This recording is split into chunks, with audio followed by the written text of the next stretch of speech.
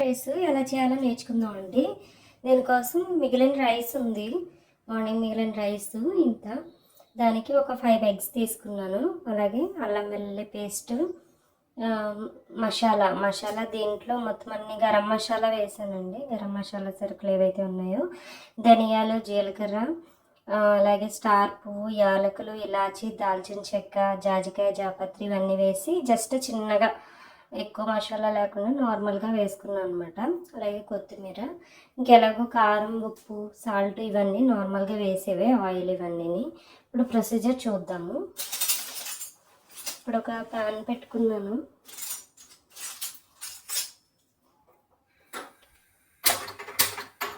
Stove on చేసుకుని oil వేసుకుంటున్నాను.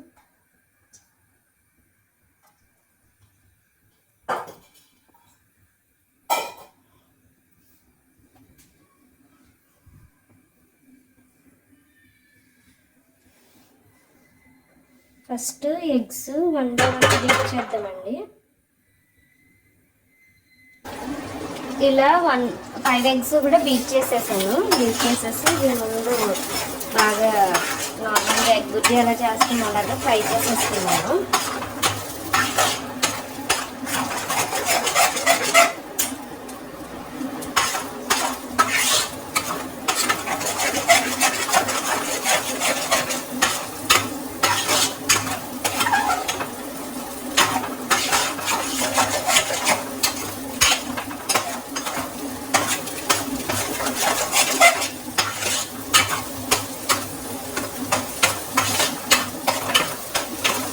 ఈజీగా అయిపోతుంది, పెద్దగా ఏమీ అంత హెవీగా ఇంగ్రీడియంట్స్ ఇవన్నీ వేసి ఏమీ చేయాల్సిన లేదు. సింపుల్గా ఈజీగా టేస్టీగా మనం చేసుకోవచ్చు. ఇలాగా సేమ్ మనకి బయటకున్న ఫ్లేవర్ లాగే ఉంటుంది. అంటే ఇలాగ ఎగ్ బుజ్జి లాగా చేస్తున్నాం కదా.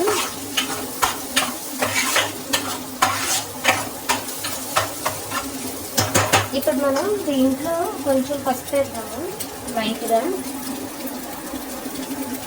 సాల్ట్ కూడా కొంచెం వేసుకున్నాము. కారం కూడా కొంచెం వేస్తాము. అల్లం వెల్లుల్లి పేస్ట్ వేస్తాము.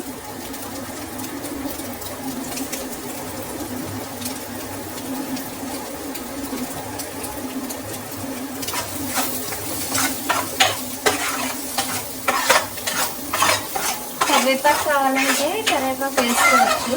ప్రజెంట్ అంటే కరివేపాకు లేదని చెప్పేసి నార్మల్గానే వేయట్లేదు. సో ఇలాగా కొంచెం వేసుకుందాం. అల్లం వెల్లుల్లి పేస్ట్ మాత్రం మళ్ళీ వేయము, రైస్ కలిపిన తర్వాత కూడా వేయము. సో అల్లం వెల్లుల్లి పేస్ట్ మాత్రం కావాల్సినంత సరిపడా దీంట్లోనే ముందే వేసేయాలన్నమాట.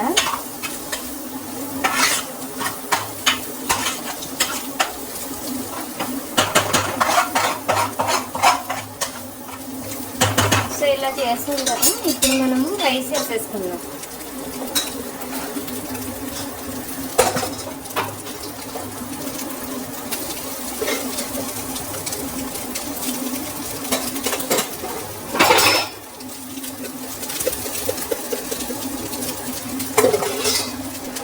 ఇలా రైస్ మొత్తం వేసేసుకున్నాను కదా. వేసేసుకున్న తర్వాత ఒకసారి మళ్ళీ కలుపుతాము.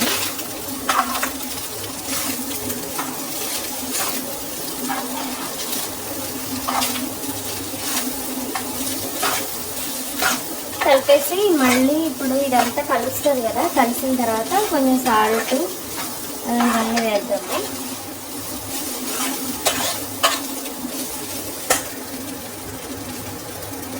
కొంచెం మళ్ళీ కొంచెం పసుపు వేస్తున్నాము.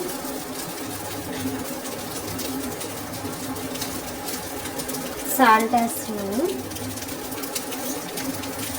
కారం కూడా వేస్తున్నాము. అలాగే మనం గరం మసాలా పౌడర్ చేసుకున్నాం కదా, ఇది కూడా వేసేస్తున్నాము.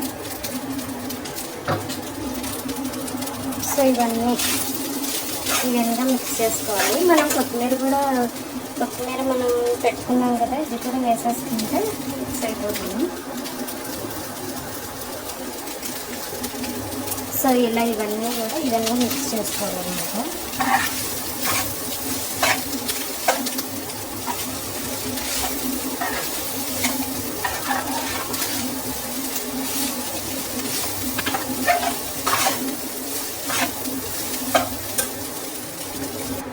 కొంచెం దీంట్లోనే లైట్గా వెనిగర్, టమాటా సాస్ కూడా వేద్దాము, చాలా తక్కువ.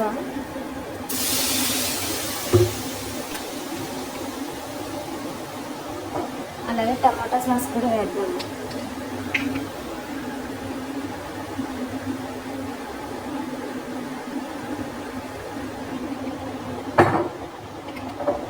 సోయా సాస్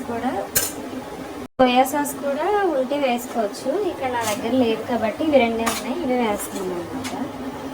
యాక్చువల్గా సోయా సాస్ కూడా వేసుకుంటే చాలా టేస్ట్ వస్తుంది, లేకపోతే ఇలాగా మనకున్న అంటే ప్రజెంట్ ఇవే అవైలబుల్గా ఉన్నాయి కాబట్టి ఇవే వేస్తాను.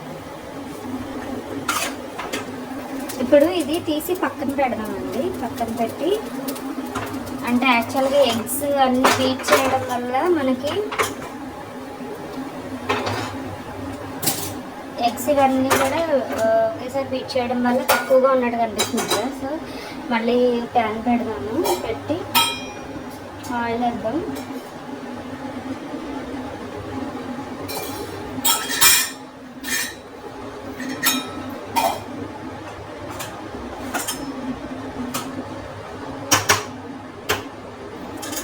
వేసి ఆయిల్ హీట్ అయిన తర్వాత మరి ఇక్కడ ఒక 4 ఎగ్స్ తీసుకున్నాం. 4 ఎగ్స్ బీట్ చేసి దీంట్లో వేద్దాం.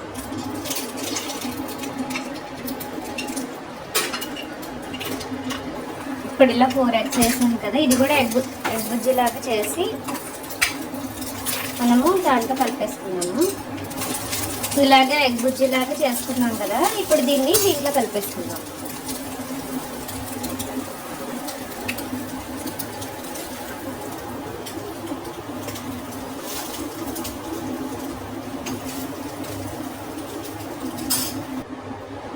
ఇలా అప్పుడు మొత్తము వేసేసుకుని దీంట్లో కలిపేసుకుందాం.